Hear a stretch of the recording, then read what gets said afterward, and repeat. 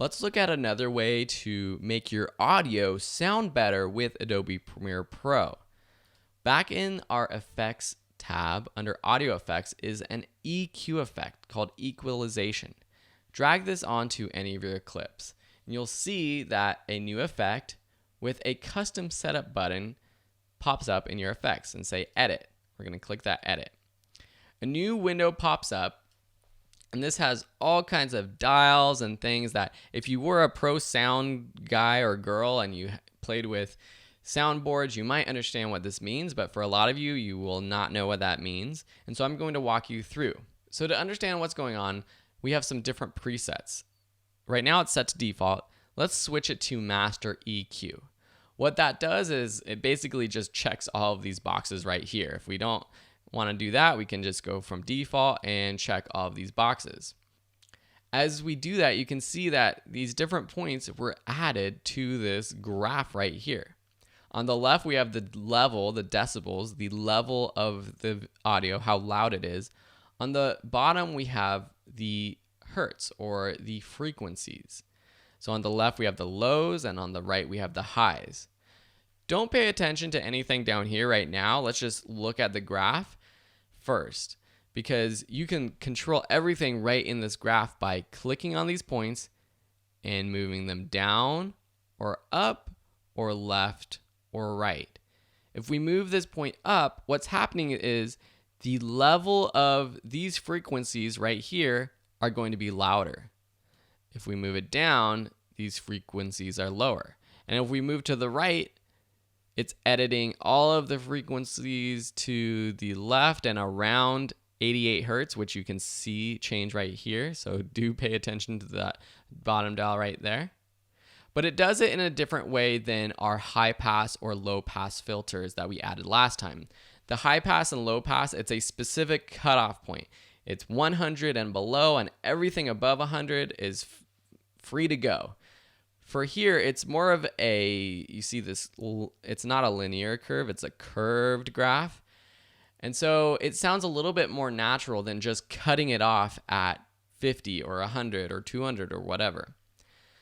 So the reason we would use this graph or this effect is to warm up our audio, to make it feel like it has more presence. And it's kind of hard to explain what that means but you want your audio to sound full. And sometimes when you're recording with your camera and your microphone, it just doesn't sound full. It doesn't sound like you're sitting there with that person and you're hearing all of their voice. So we can play around with some of these levels, especially the lower levels between 200 and 1000K. Just by increasing those, that can make the audio sound a little bit better.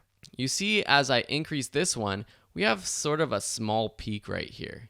So it's affecting those frequencies right around 200 most. But then once we get up to 500 or down to 100, it's not really affecting those as much. We can make it affect a wider range of frequencies by clicking on these small dots to the left or right and dragging to the left or right. You see that the hill becomes bigger. That means it's affecting more frequencies. And the reason why we have this is, say you want to edit a very specific set of frequencies. Maybe you have an air conditioner on and it's making a really loud noise right around 5,000 hertz. You can edit just a very small amount with a small gap, something like that at a very specific frequency. Most of us, we're not going to be doing that, but it is there for those of you who have some more professional editing that you want to do. In general, I just boost some of these and then maybe I take the ones up here and on the left and right down. Know though that if we already have the low pass on, anything above 5500 is already cut off. So editing these ones over here on the right hand side, it's redundant. But if you don't have the low pass or the high pass filters on, then dropping down some of these high frequencies and some of these low frequencies over here might be a good thing. Finally, you can pay attention to these dials. These are just another way to control what's going on up here. I think it's easier to just click and move around up here, but you can adjust them down here. So if we want to adjust the gain, we can adjust the gain of all of these different points by clicking and dragging to the left or right. This first row is the frequency. And the last one is that basically the width of the graph. How much is it affecting around that frequency? We can also change these first points to a cut.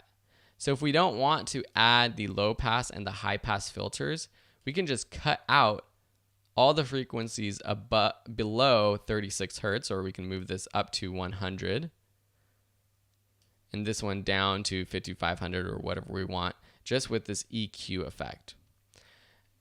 There's also this output gain. This will increase or decrease the audio for the entire clip with these same effects. So say we increase the middle frequencies, but that makes it a little bit too loud. We can then compensate by adjusting the output just a bit. There's also some defaults that you want to pay attention to. These sometimes work for me. Warm presence is one that might work a little bit more than the others. Play around with the 1940s. That one sounds like an old 1940s radio. They are some cool presets to use. And while you're editing, you want to make sure that you're monitoring. So whatever you're doing up here will affect how it sounds when you play through this clip. But once you're past this clip, it's not going to affect this clip anymore because this EQ effect is just on this clip right here. When you're done, just click that red X and you're good to go. If you want though, you can easily copy and paste any of these effects to any of these other clips. So if you edit this first clip with EQ, you probably want to do the same thing for the rest of these clips.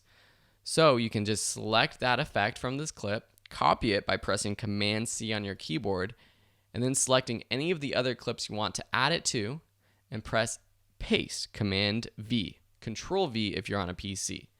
And now if I go to a specific clip over here, you have this EQ effect added, and you can do that with any of these effects. I'm undoing it right now, but you can do it with the high pass, low pass, any of them. And next, we're going to look at this and how you do it to an entire track using the audio track mixer in the next video.